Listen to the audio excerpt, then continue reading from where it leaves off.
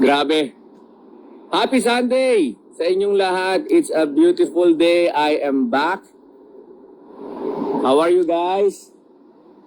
It's a beautiful day. I'm happy, healthy, and full of energy. What a fantastic experience on a cruise, and now I'm back to work. Today is Sunday, 9:30 in the morning, guys. My inspection this morning here at Delsom.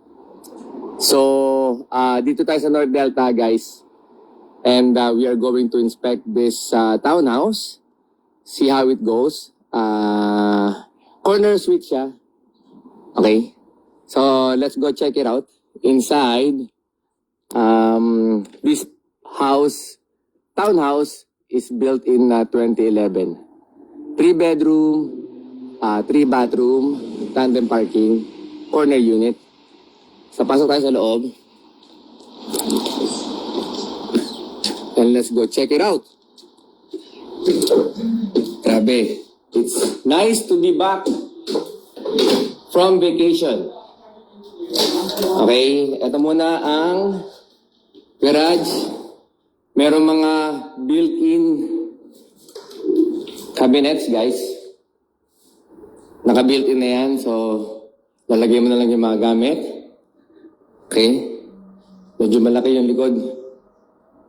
Ito ang front yard.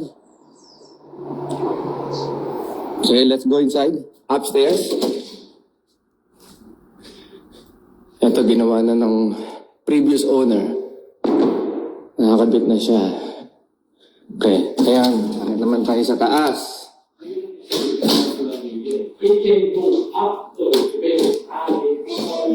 Alright, so laminate flooring everywhere.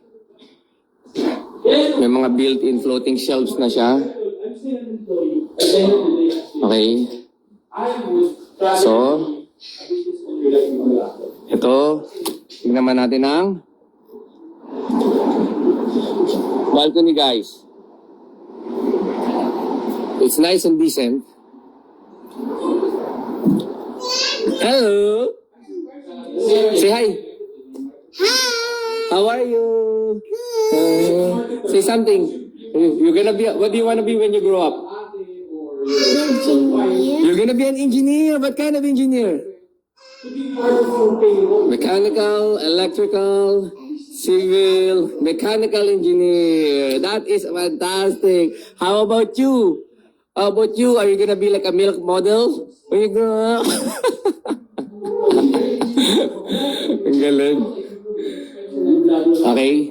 So, bago mga appliances, guys, stainless steel appliances. Ito,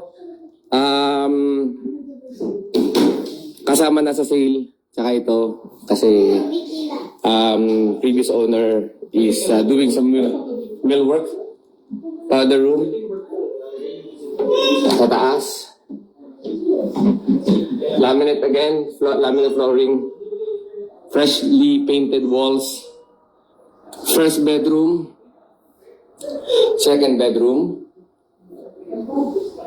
Okay. Main hall. Check natin ang washer dryer right here. Baka naman bago din. Nice. Ito ang master. Master bedroom. Okay. Ito ang master. Laki ng master, guys. Oh, look. You see this? It's nice and big. All right.